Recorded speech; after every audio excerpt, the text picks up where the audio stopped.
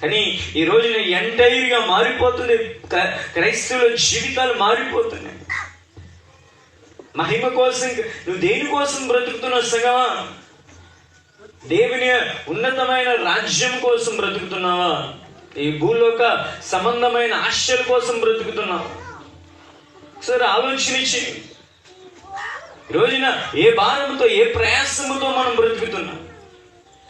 ఈ మందిరం కాకపోతే నీకు ఇంకొకటి ఉండొచ్చు, ఇది కాకపోతే ఇంకొకటి ఉండొచ్చు. ఈ రోజున ఇక్కడే నువ్వు నిలబడలేకపోతే, ఇక్కడే స్థిరత్వం లేకపోతే, ఇక్కడే నీ పునాది లేకపోతే ఎన్ని తిరిగితే నువ్వు పరలోక రాజ్యం వెళ్ళగలవా? ఈ రోజున ఒక గద్దింపుకే నిలబడలేకపోతున్నారు, ఒక శ్రేష్టమైన ఉపదేశానికే నిలబడలేకపోతున్నారు. ఇంకెక్కడ నిలబడగలుగుతాను?